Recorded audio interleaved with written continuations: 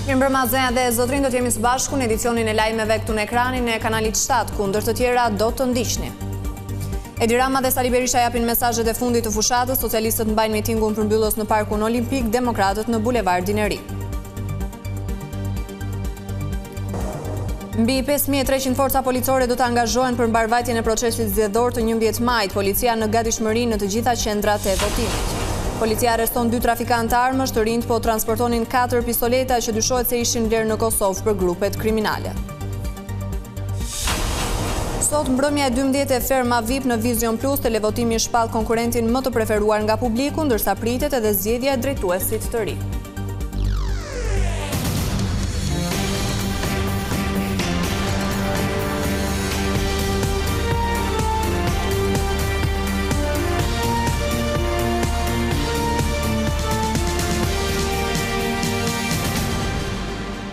Vjojmë gjërësisht me lajmet. 2 forcat më të mëdha politike në vend, Partia Socialiste dhe koalicioni i Partisë Demokratike, Aleanca për Shqipërinë Madhështore, janë duke mbajtur fjalët e fundit në mitingun përmbyllës të fushatës.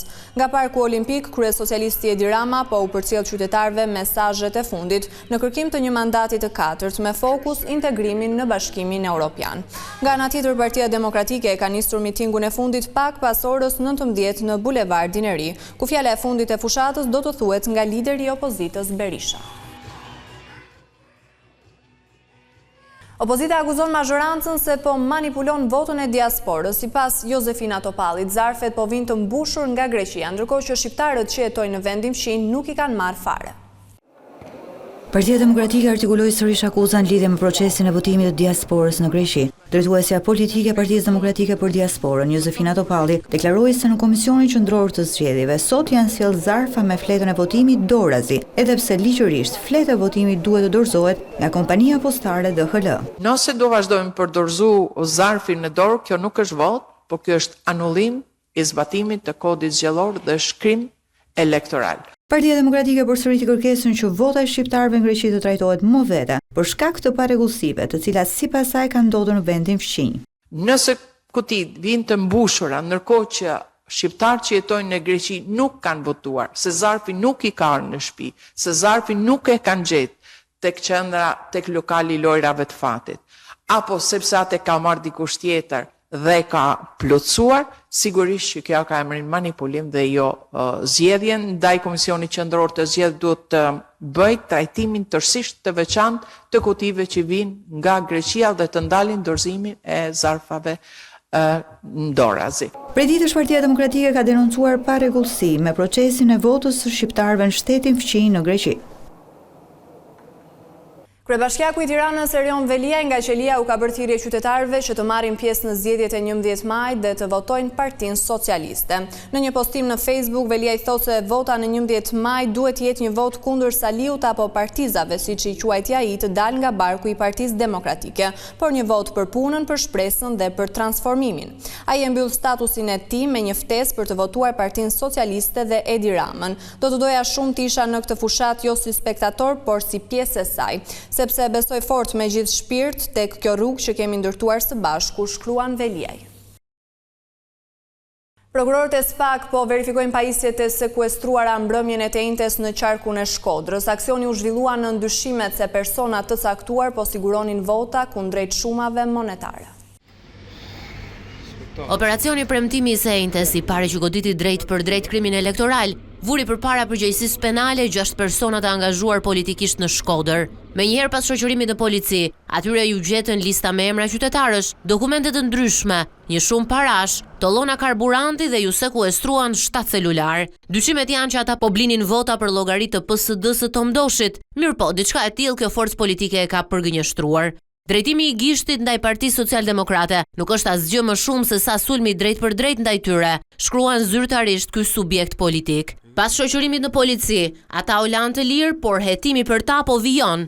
Kontrollet janë intensifikuar në të gjithë zonën e Shkodrës. Në malësi të madhe, Barbullush, Bushat, Mie dhe Vau Idejës, ndërsa zhvillimet u përcollën në terren edhe nga krye prokurori i SPAK Altin Dumani, që zhvilloi një sër takimesh. Më pas ai u zhvendos edhe në Lezhë në një takim me task forcën e krijuar prej institucionit të drejtuar prej tij. Kontrolle janë bërë edhe në Elbasan e Vlorë, ndërsa pritet të shtohen edhe në 2 ditët e fundit të mbetura nga zgjedhjet parlamentare.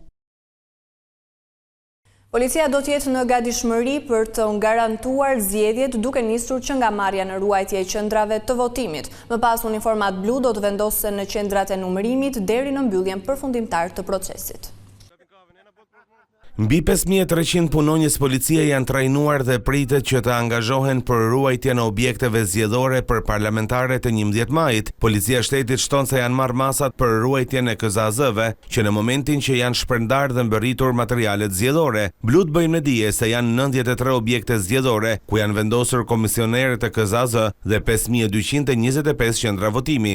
Shërbimet e policisë janë të planizuara me ruajtjen e objekteve që do të shërbejnë si qendra votimi, do të instruktohen ditën e shtunë paraditja dhe më pas do të shpërndahen në qendrat ku janë të planizuar me shërbim. Ditën e diel, që është dita finale, me dorëzimin në mëngjes të objekteve që shërbejnë si qendra votimi, punojësit dhe policisë do të tërhiqen nga vendgrumbullimet e përcaktuara dhe do të rikthehen për të bërë shoqërimin e materialeve zgjedhore në drejtim të KZAZ-ve në orën 19. Policia shton se ka në monitorim të gjitha qendrat e votimit në rast se do të ketë kërkesa për ndërhyrje, si pasojë e përplasjeve ose anomalive që mund të lindin me subjekteve politike. Në përfundim të procesit të votimit, uniformat blu do të zhvendosen tek qendrat e numërimit të votave. Më datë 11/5/2025, në orën 18, shërbimet e policisë do të marrin në ruajtje të gjitha objektet e VNV-ve, ku do të bëhet numërimi i votave dhe shërbimi do të vijojë deri në përfundim të gjithë procesit. Sipas policisë janë referuar në prokurorinë e përgjithshme dhe në SPAK 37 raste për krime zgjedhore, ndërkohë blut apelojnë qytetarët që të denoncojnë rastet kur atyre ju ofrohen shuma parash në këmbim të votës.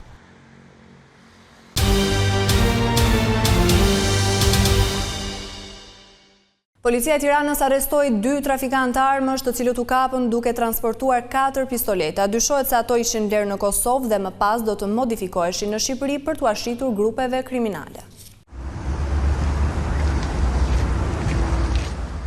Një tjetër operacion është finalizuar nga Blut e Tiranës kundër trafikimit të armëve të zjarrit. Në pamje duket momenti kur agjentët e policisë arrestojnë 2 të rinj në aksin rrugor Qafkashar-Rinas. Në pranga përfunduan Arber Hasa 19 vjeç dhe Joldi Peca 20 vjeç, të cilët në momentin e arrestimit po udhtonin me një mjet tip Benz. Pas kontrollit të automjetit, policia u gjeti atyre 4 pistoleta dhe një armë të ftohtë. Pistoletat ishin fshirë në një çantë krau në një qese të futura në kuti.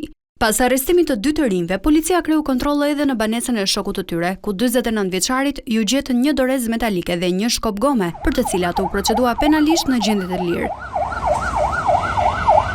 Sipas policisë, pistoletat do të modifikoheshin me silenciator dhe më pas do ushqiteshin grupeve kriminale, ku çmimi i tyre varion nga 2.000 deri në 3.000 euro. Burimet shtojnë se armët janë trafikuar nga Kosova, madje ka dyshime se 2 të rinjt kanë sjell armë edhe herë të tjera. Ky nuk është rasti i parë për këtë vit që policia e Tiranës godet rastet e trafikimit të armëve nga Kosova në vendin tonë, ku pjesa më e madhe e tyre futen nga Morina përmes linjave të autobusëve ose me taksi. Është gjendur pas 6 ditësh trupi Ardit Beshirit, fadromistit nga Klosi, i cili pas çarjes së një rezervuari u përpi nga masivi i mineralit të kromit dhe inerteve. Të shtunën e 3 majit, 29 vjeçari Ardit Beshiri ka qenë duke punuar me eskavator në stokun e fabrikës së përpunimit të kromit. Në rrethana ende të paqarta është çar rezervuari dhe nga vërshimi i ujit dhe inerteve i riu është rrëmbyer nga rrjedha bashkë me mjetin e tij. Gjatë këtyre ditëve, forcat e kërkim shpëtimit, forcat e armatosura, banorët e zonës dhe familjar kanë qenë në kërkim të 29 vjeçarit.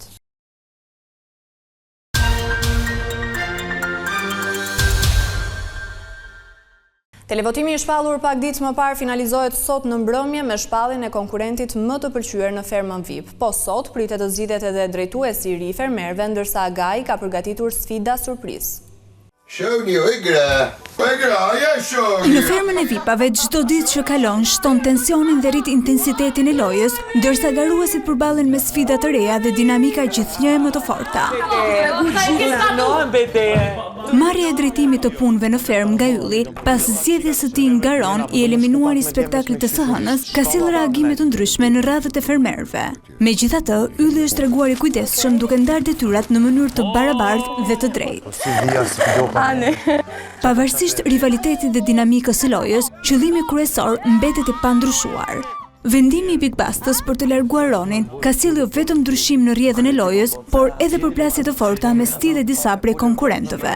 Kjo lëvizje i ka hapur gjithashtu rrugë një javë me buxhet të plotë për fermerët. Televotimi i hapur prej ditës së hënë për fermerin e preferuar ka trazuar jo pak ujërat, por cila do të jetë këtë herë formula e agait? Çfarë pushteti do të ketë në dorë zgjedhja e publikut? Zgjedhjet brenda fermës mes Frederiku dhe Yllit kanë sjellë një përballje të fortë, ku dy konkurrentët kanë zhvilluar një fushat aktive për të fituar mbështetjen e të tjerëve. Përballë kryeplak Albanos, ata shpalosën platformat dhe idetë për të udhëhequr fermën, ndërsa rezultati pritet të shpallet sonte në mbrëmje gjatë spektaklit. Mendoj që jo kuptoni shumë thellë. Nena, konkurrentja më e re që ju bashkua lojës mbrëmjen e së hënës, ka marrë kohën e nevojshme për të njohur me ambientin, bashkëlletarët dhe përgjegjësitë që i takojnë brenda fermës. Sfidat dhe lojrat e organizuara nga GAI kanë gjallëruar ndjeshëm javën, duke krijuar një atmosferë dinamike dhe të paparashikueshme. Megjithatë, përtej sfidave nuk ka munguar edhe energjia pozitive. E ndërsa ora 21 po afron, spektakli sotëm që transmetohet live në Vision Plus, si dhe në dy kanalet e dedikuara të platformës String, premton surpriza, formula të reja dhe sfida emocionuese.